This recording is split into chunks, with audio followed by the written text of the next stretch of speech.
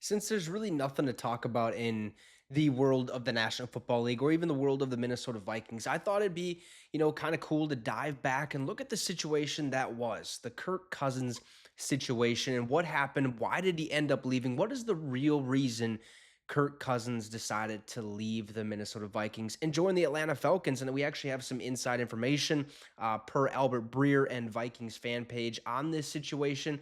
And let me tell you, it makes a lot of sense, but at the same time, it is absolutely hilarious. Okay, what actually happened with Kirk Cousins? Take in mind, this could be 100% true. This also could be 100% false. There could be some truth. There could be some false. You get it. Okay, this is just a rumor. I'm not 100% sure if this is actual, but the real reason he left, or supposedly the real reason he left. Let's talk about it. Before we do, make sure to subscribe to the channel. So let's get into it. Per Vikings fan page, he tweeted out this today.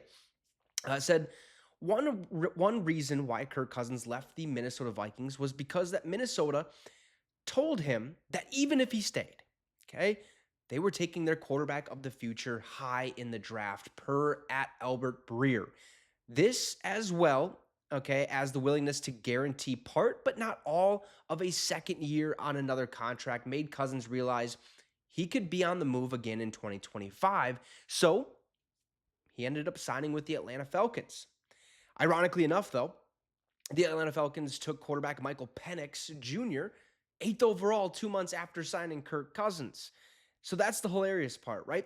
Kirk Cousins wanted to leave Minnesota because he knew that his future was basically in jeopardy. And there was a chance that, look, if he wanted guaranteed money, he was only going to get one season with fully guaranteed money. And then the next year, there was a chance he was going to be out of town or shipped away because Minnesota was looking towards the future. We were going to take a quarterback regardless. Okay. It's time to look at that position or time to look at that position and say, hey, we're going to need a quarterback in the next couple of years. We have no idea how long Kirk Cousins has left. Okay. He probably has one, maybe two contracts left in his career. What are we going to do after the fact? Are we going to sit here in limbo and just try to find the next one like the Vikings did in the past after Dante Culpepper left? We were kind of stuck in limbo. We really didn't have a legit franchise quarterback. We had some, we had Brett Favre at one point, but he wasn't a franchise guy. Okay. He came in for a couple seasons, right? We had Christian Ponder, who we thought was going to be the franchise guy. He was absolutely by no means the franchise guy. Okay. I think we could all remember that. And then Tavares Jackson, too, rest in peace.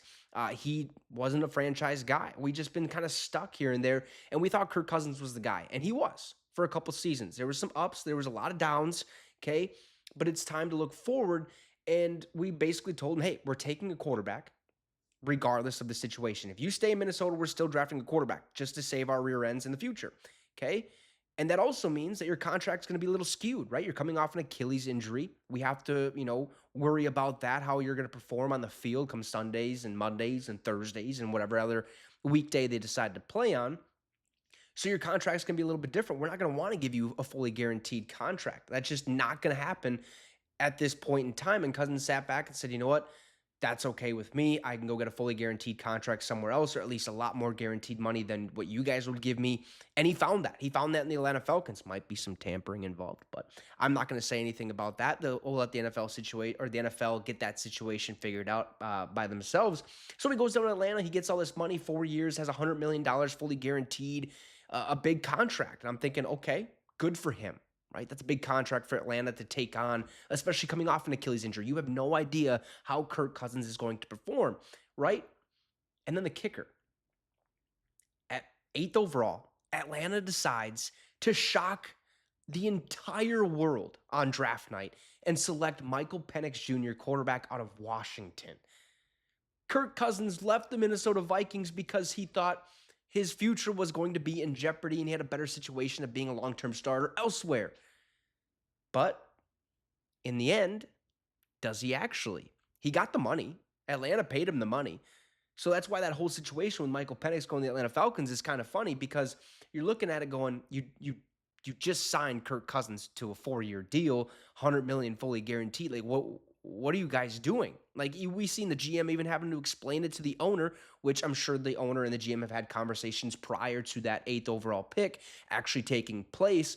But at the same time, it's like Cousins, that's why Cousins was shocked, right? He went to Atlanta thinking, I'm the guy for 4 years. You're not going to draft my replacement this year. You can wait a couple seasons to do so. Atlanta said, hold the horses. We'll give you the contract, but we're also going to save our rear ends and draft Michael Penix. So that's one of the reasons. I'm not 100% certain if that's a true accusation, if you will. I think that could be the right word you could use for it, or what the case may be. But it does sure seem like that could have been a situation where Kirk Cousins was like, "Yeah, you're drafting my replacement.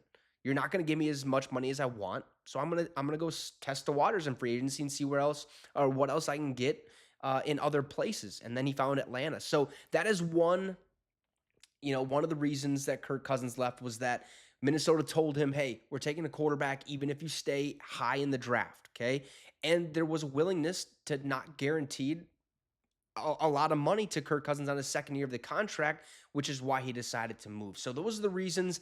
Not again, could be completely false, but it also could be somewhat true. So take it how you will. I want to hear from you guys in the comment section down below. What did you think?